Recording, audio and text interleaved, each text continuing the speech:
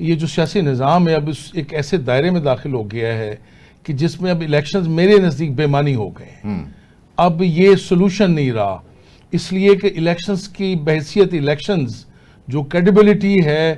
وہ بشمول سب سیاستدان ذمہ دار ہیں، انہوں نے اس کریڈیبلٹی پہ ایک بڑا سوالیہ نشان کھڑا کر دیا ہے.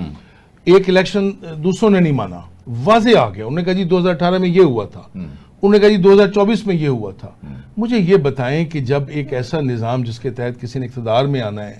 اگر آپ اسے مشکوک بنا دیں گے اور اس کی حیثیت مشکوک کر دیں گے تو اب مجھے نہیں لگتا کچھ الیکشنز کی بات کر رہا ہے. ٹھیک. اور جو حکومت اس وقت موجود ہے اس پہ سب سے بڑا الزام یہی ہے کہ شاید ان کے پاس وہ جو مینڈیٹ ہے عوام کا، ظاہر ان پہ سب سے بڑا الزام یہ لگتا ہے کہ جو ان کی جو جیسے 2018 والی گورنمنٹ پہ اب لگ ہی رہا ہے. مجھے بھی ایک خدشہ اس انداز سے کہ یہ اگر ڈول ڈالا گیا دوبارہ کسی انتخاب کا، اس کے انداز سے کوئی تبدیلی، تو ہمارے معاشرے میں مجھے اب یہ لگ رہا ہے کہ یہ کوئی مسئلے کا حل نہیں ہوگا اور نہ لگتا ہے کوئی اس طرف جائے گا. اب شاید غور و فکر اس بات پہ ہو رہا ہوگا کہ کسی طرح کا کوئی ایسا ماڈل جس میں کوئی ایک حکومت کی شکل بھی برقرار ہے، جسے آپ کو نیشنل گورنمنٹ کہتے ہیں، یہ کنسنسس پہ مشتمل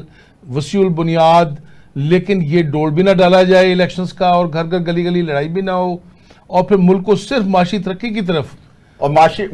معاشی سٹیبلٹی اور پولیٹیکل سٹیبلٹی کی طرف لے جایا جائے. اس لیے ضروری ہے وہ استحکام کہ اب جو ہمیں چیلنج دیا ہمارے نیبر نے، ٹھیک، اور جو پاکستان کو عزت و وقار ملا ہے 10 مئی کے بعد، اب ہمارا جو دوسرا انیمی ہے وہ تو